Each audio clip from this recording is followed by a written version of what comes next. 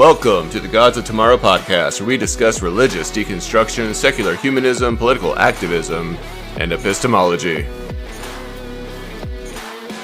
Together, we explore how to solve human problems with human solutions. We deconstruct, we activate, and then most importantly, we live our fucking lives.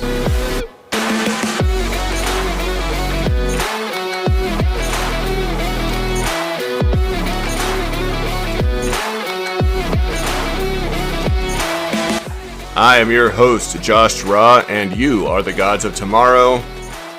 All right. Let's do this shit.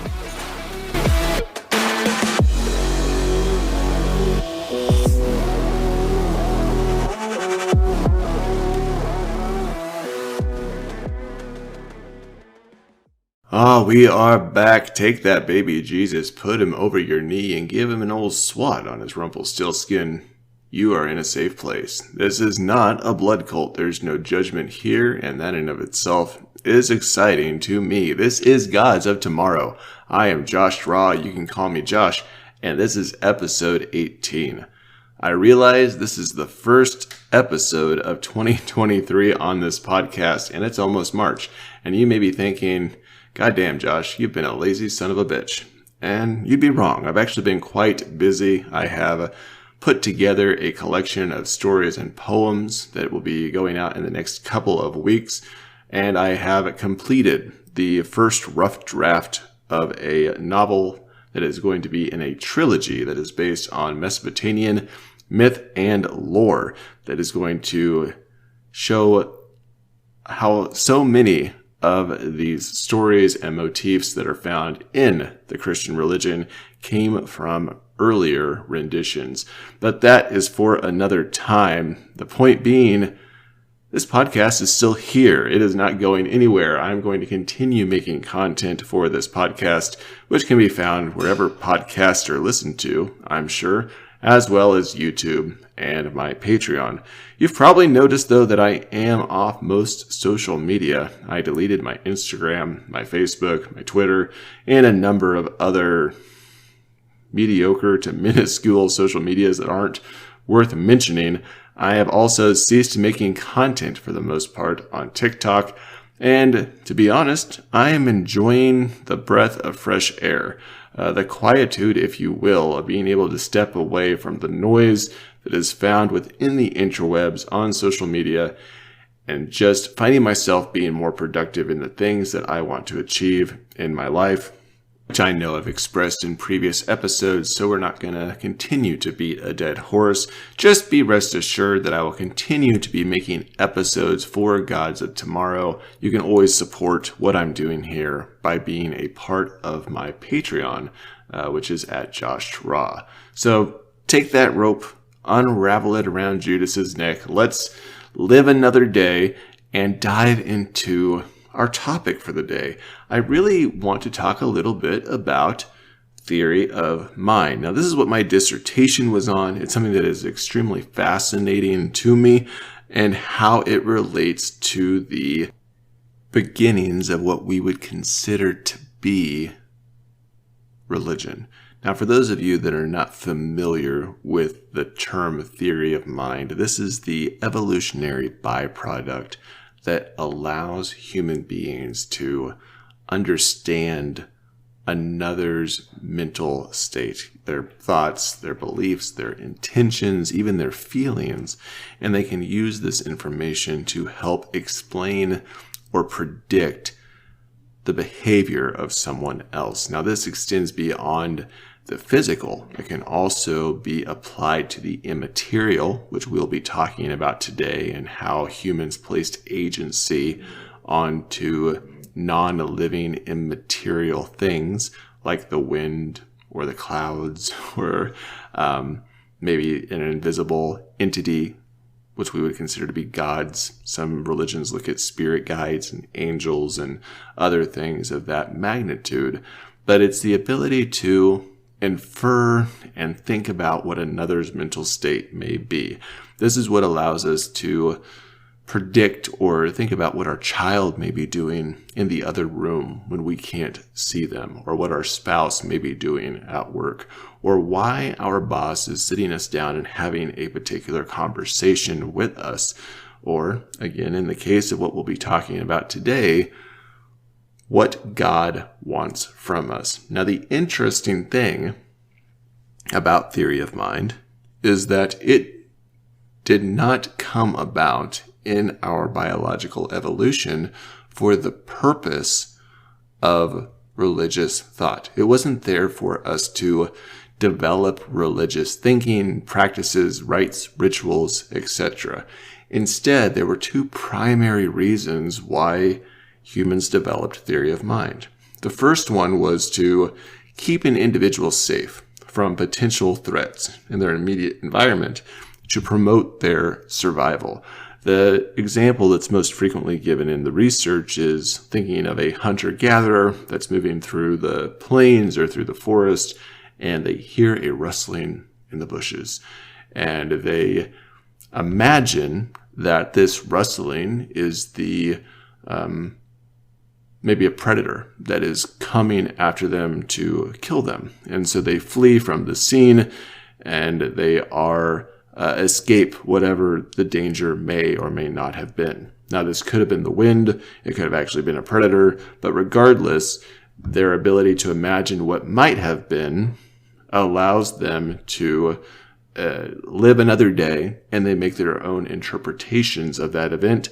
And maybe then they apply agency to the wind warning them, or their own intuition, or an actual predator being there, so that then they start to create a pattern around this type of behavior, and they reinforce that evolutionary development.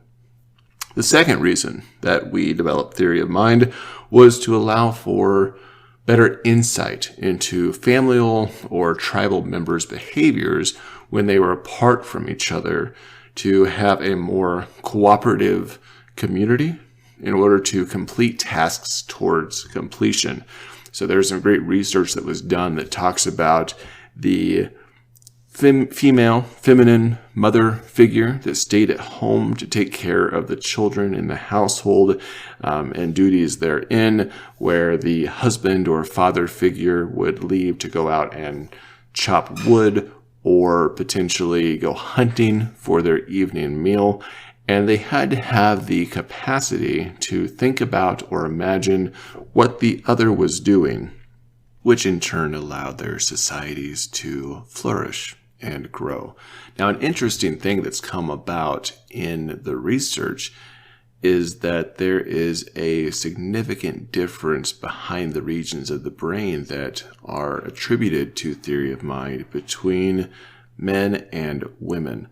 Now, I should probably put in a disclaimer here with the current political climate about the terminology that I'm utilizing in referring to men and women, but this is how it is worded in the research, and so I just want to be clear in what is being found there.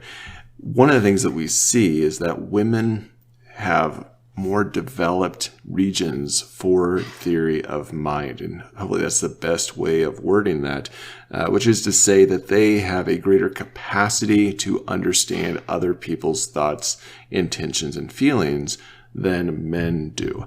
This has a lot to do with the longevity of utilizing the skill based on the situation or the environment that either one was in during the last couple 100,000 years of human evolution.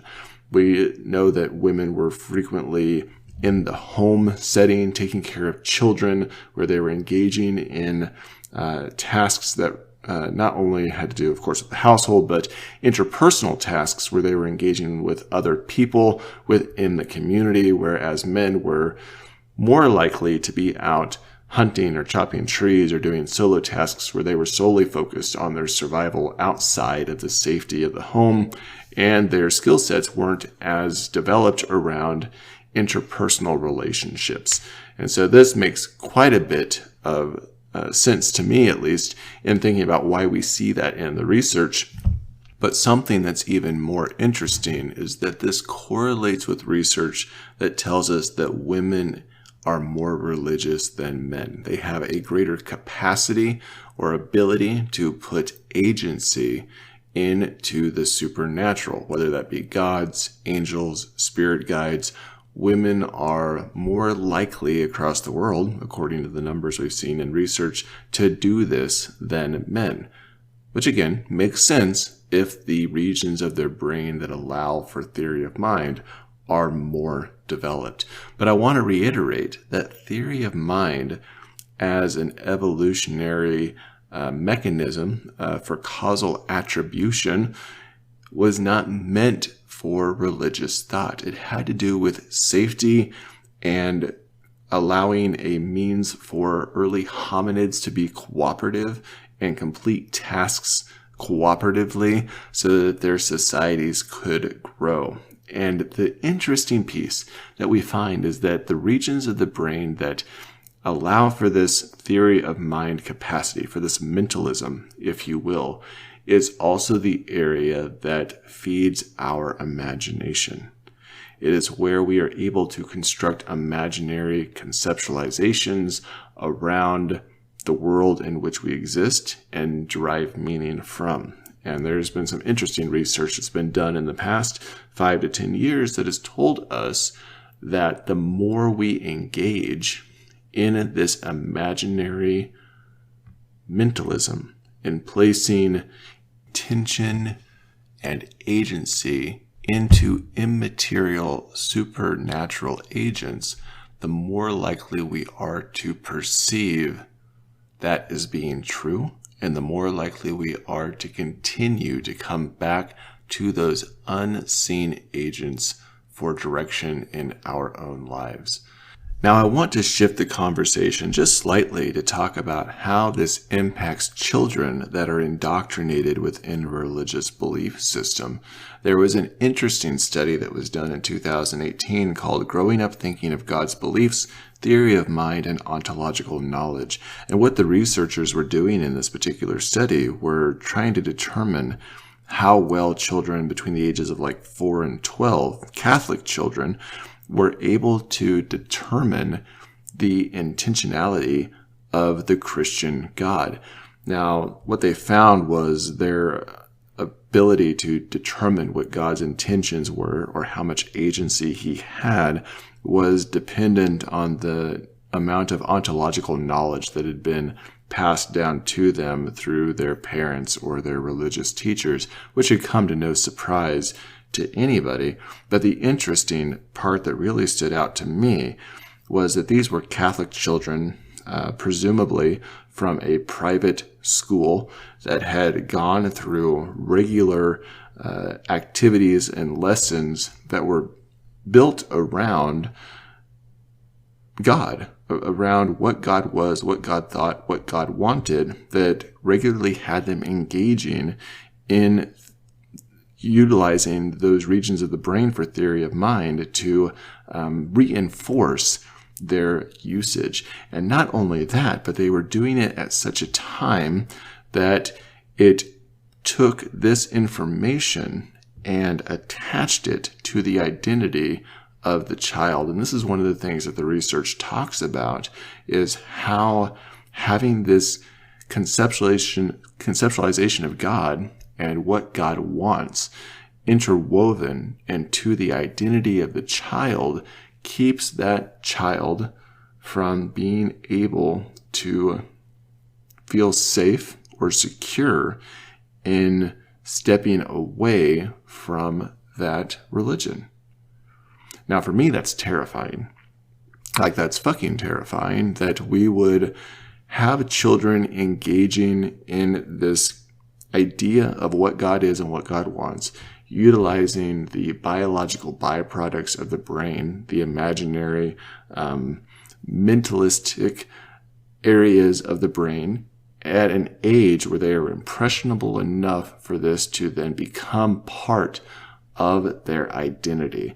And if it is interwoven so well, then they, of course, are going to pass this on to their own impressionable offspring down the road. And we're going to continue to see this evolving and emerging and solidifying in the way that it presents itself among these particular individuals and their bloodlines, or even society as a whole, which may very well give us some insight into how religion became as prominent as it is today. I mean, in the history of humankind, there have been thousands of religions and like 15,000 deities that have been recognized.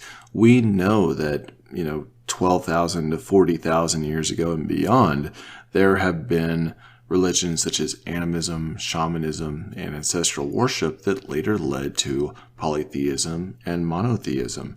That animism that allows us to place agency into all things in the world, the wind, the trees, animals, etc., is traced back to 150,000 years ago, if not more. I've seen some studies that have suggested as much as 600,000 years ago, before the use of language, before we developed a language, we were able to place agency into other things.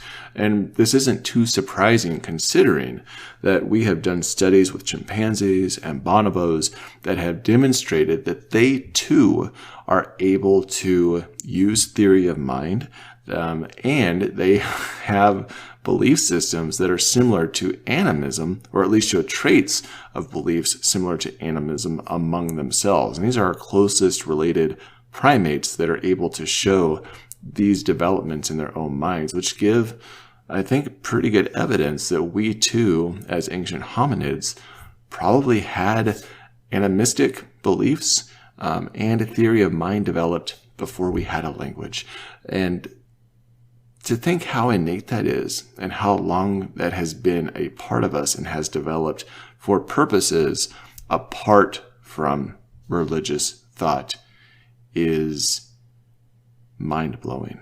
And then to think how it has evolved and has been utilized in today's society, how it exploded into pro-social religions after the agricultural age at the beginning of the Holocene era, and has trickled down into being such a mechanism for control in the modern age with many of the main religions around the world, is not only frustrating, but it's fucking terrifying. That we have institutions around the world of organized religion that are exploiting the biological and evolutionary development of the human brain to meet their own means by taking information and tactfully indoctrinating youth before the age of reason in order to subliminally and psychologically attach their doctrine to the identity of these impressionable youth is crazy to me, that we allow this to happen and give them so much power when we have the science behind it to educate why we are susceptible to religious ideas and beliefs. Now, I'm using religion throughout this particular episode and not spirituality because, as many of you know, I still find that there is an important element to spirituality in our lives in the way that we find meaning and purpose. We are designed to connect the dots, if you will, and find meaning in our lives and purpose in our lives. But to think that we have these religious institutions that are imposing that meaning onto youth by creating a agenda for the supernatural and to attach that to the youth is terrible to me. There is no benefit in that for humankind. The benefit for that solely rests in the hands of the religious institutions that are managing that and influencing our cultures and our civilizations, which I think we need to put a stop to. And so for me, the answer is education. It's letting people know how this works and keeping their children safe and themselves safe from the imaginary idealism that is robbing them of their intrinsic divinity. All right, that is what I have for you today. I hope that you've enjoyed this episode on Theory of Mind, and I've given you some insight into some of the research that has been done on this in the last 5 to 10 years. But for now, just get out of here. Go live your life. Go live your best life. Go be the best version of yourself. And as always, do what the fuck you will.